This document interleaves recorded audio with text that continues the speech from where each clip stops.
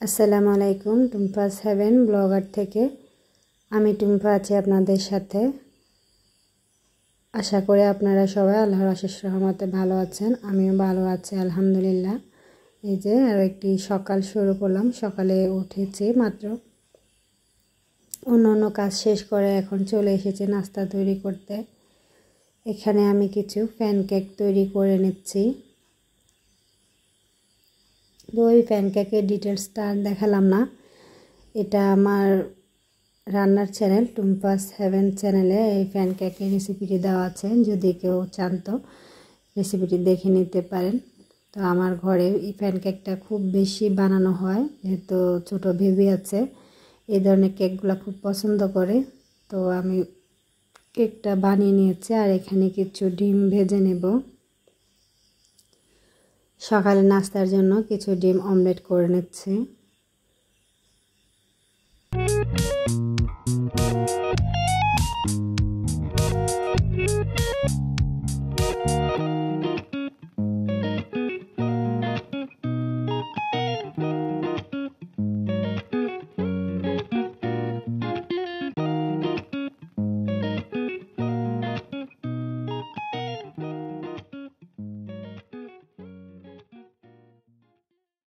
এই তো একটা একটা করে সবগুলো ডিম ভেজে নিয়েছি। আমার ডিমগুলো ভাজা হয়ে গেছে।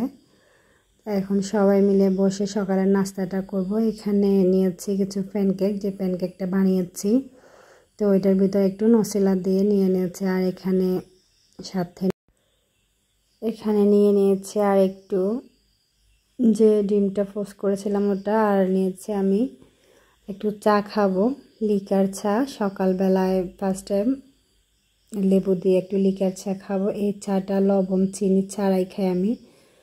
যদি কারোর কাছে ভালো না লাগে তো অবশ্যই এটার সাথে একটু মধু আর হচ্ছে যে কি বা লবণ মিক্স করে খেতে পারে, সেক্ষেত্রে খাওয়ার টেস্টটা একটু বাড়ে। তো আমার কাছে এভাবে ভালো লাগে, আমি সব সময় এভাবেই খাই। কখনো হয়তো সকালবেলা একটু চিয়া সিড পানি খাই, আবার কখনো একটু লেবু পানি খেয়ে নিই। আজকে আমি নর্মালি লিকার চাটাই খাচ্ছি, সাথে একটু লেবু দিয়ে। সকালবেলা 5 টাইম যদি, যেহেতু সকালে ভোরে উঠে এই ডিমটা যদি আধা ঘন্টা আগে খাওয়া যায়, এটা স্বাস্থ্যের জন্য খুবই ভালো। তো আমি বেশিরভাগ সময় এভাবেই খাই। সব সময় তো আসলে খেয়াল থাকে না, অলসতার জন্য খাওয়া হয় না।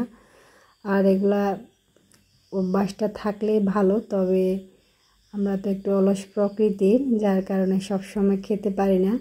তো মাঝে মাঝে অবশ্য চেষ্টা করি। এটা খেয়ে একটু বিরতি নিয়েছি 5 মিনিট, হাতে যদি সময় থাকে আধা ঘন্টা বিরতি নিলে খুব ভালো হতো। তো যেহেতু নাস্তাটা করতে বসে গেছি, আর বেশি বিরতি নিলাম না। আর আমি এখানে সাথে কিছু বাদাম নিয়েছি। বাদামটা যেহেতু কাঠবাদাম, এটা আসলে এমনি খেতে ভালো লাগে না, তো মাঝে মাঝে ডিম আর বাদাম দিয়ে খেলে হয়তো একটু বাদামের যে পানসের টেস্ট, এগুলো আসলে এতটা ভালো লাগে না খেতে। যেহেতু বাদামটা হেলদি, সকালের নাস্তায় এই ধরনের বাদাম বা ডিম এই ধরনের খাবারগুলো খেলেই বেশি ভালো। তো আমি নর্মালি এগুলাই খাই, আর বাইরে আর অন্য কিছু খাই না। কিন্তু আজকে যেহেতু প্যানকেকটা বানিয়েছি, তো এখান থেকে একটু কেক খেয়ে নিব। তবে মিষ্টি জাতীয় খাবার সকালবেলায় আমাদের মতো যারা আছে তাদের না খাওয়াই ভালো। বাচ্চারা খেলে সেটা আলাদা বিষয়, ওরা তো ছোট। আর বড়রা তো এখন অনেক খাবারে হিসাব করে খেতে হয়। আর যদি ডায়েটে থাকা হয় তাহলে মিষ্টি জাতীয় খাবারটা না খেলেই ভালো। তো আমি কন্টিনিউ যে ডায়েট করি সেরকম না, বা ডায়েট রুলস মেনটেন করি সেরকম একটা বিষয় না। তবে মাঝে মাঝে খেয়াল রাখি যেন খাবারটা হেলদিভাবে হয়, বাট আনহেলদি কিছু সকালে না খেতে।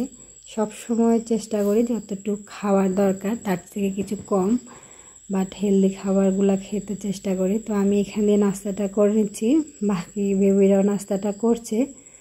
আমি এখানে কিছু বাজার করেছিলাম, তো এখানে 2টা পাইপেন নিয়েছি। একটা পাইপেন একটু বড়, আর একটা একটু ছোট সাইজের যেটা, এটা নিয়েছিল 1070 টাকা। বড় পাইপেনটা নিয়েছে 1370 টাকা সম্ভবত। আর এখানে নিয়েছে একটা যে রান্না করার ক্ষেত্রে সফট এই হাতলগুলো লাগে। তো আমি আরও কিছু বাজার করেছি, বাজারগুলা আর ব্যাগ থেকে রাখি না, যেভাবে করছি ওভাবে রয়ে গেছে।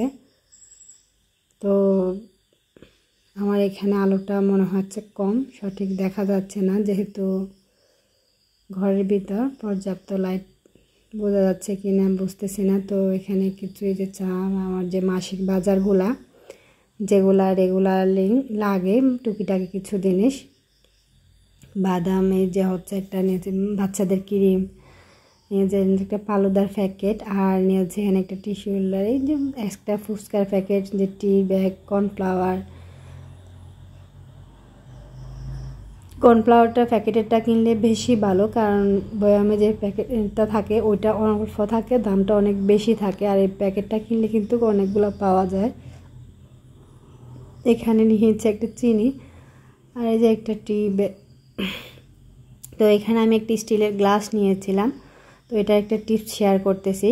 টিপসটা হচ্ছে, আমরা যখন কখনো কোনো কিছু বাজার থেকে কিনি, এখানে একটা সিল করা থাকে, যে কোনো পাতিলের বা কোনো ব্র্যান্ডের যে একটা সিল থাকে পাতিলের ভিতর বা স্টিলের গ্লাসের ভিতর, টানটানি করলে কিন্তু উঠে না, এটা গামটা আটকে থাকে। পরে সাবান দিয়ে বা হচ্ছে জালে দিয়ে যদি ঘষা মাজা করি, সেটা ওঠানো খুব কষ্টকর, আর যদি থেকে যায় তাহলে এটা একটা কালচে দাগ পড়ে যায়, ভালো লাগে না। তো এখানে যদি এভাবে একটু আগুন দিয়ে হিট দেওয়া যায়, এটা যদি বাসায় মোম থাকে, মোমটা জ্বালিয়ে তো এভাবে একটু তাপ দিয়ে দিলে এটা কিন্তু খুব তাড়াতাড়ি উঠে যায়। আমার হাতের কাছে মোম নেই, আমি যেহেতু গ্যাস লাইট দিয়ে করতেছি, তো আমার একটু কষ্ট হচ্ছে, তারপরও দেখুন এটা খুব সুন্দরভাবে কিন্তু উঠে যাচ্ছে। এতক্ষণ ভিডিওটি দেখার জন্য অসংখ্য ধন্যবাদ। আল্লাহ হাফেজ।